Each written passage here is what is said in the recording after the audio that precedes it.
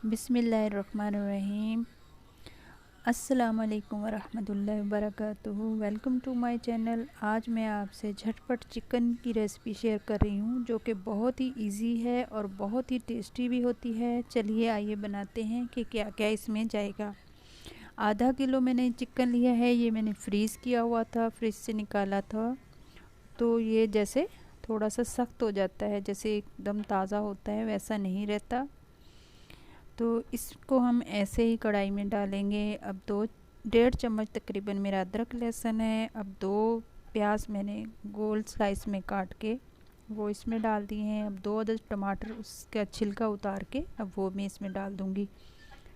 तो बहुत जल्द ये हमारी रेसिपी बनने वाली है। बाकी जो इसमें जाएंगे स्पाइसेस वो हैं खुश्क धनिया, ज़ीरा, हल्दी, नमक और सुर्ख मिर्च। जो आम मसाले हैं, जितने हस्बे ज़रूरत आप लोग खाते हैं उतने डाल दें। और 1 गिलास मैंने पानी का डाल दिया है।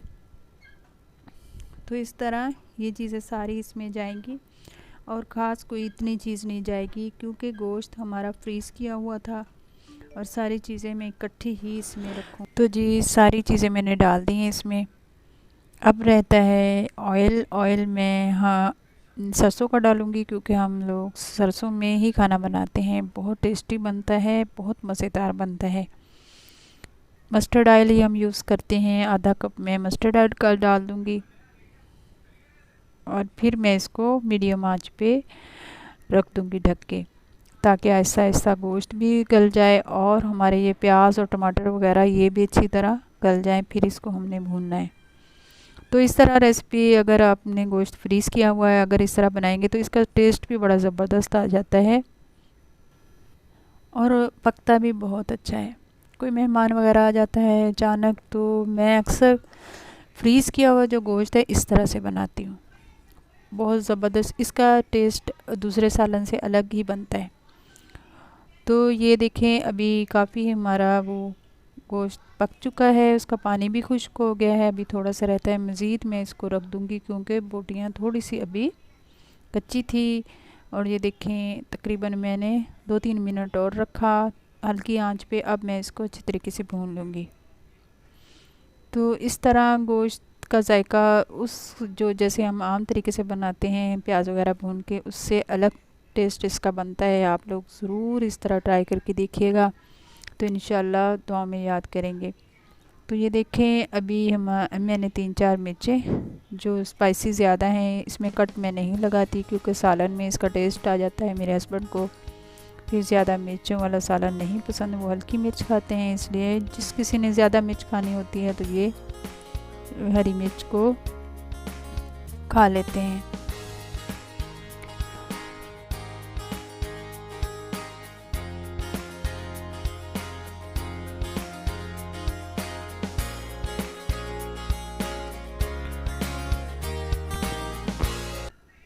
तो जी ये देखें, सालन में बहुत अच्छा सा भुन गया है और अच्छा सा इसमें कलर आ गया है। ये देखें, बहुत ज़बरदस्त तरीके से भुन गया है सालन अपना। तो इस तरह सारी चीज़ें हमने पूरी कर ली हैं, हर चीज़ सही है, मिर्च मसाला नमक वगैरह। अब मैं मज़ीद इसमें थोड़ा सा आधा गिलास पानी का डालूँगी, ताकि इसको दम पे रख दूँगी 2-3 मिनट के लिए। फिर जितना हमने ग्रेवी इसकी रखनी है उतनी रख लेंगे। देखिए सालन अपना बहुत ज़बरदस्त बन गया है और बहुत झटपट ये बन जाता है।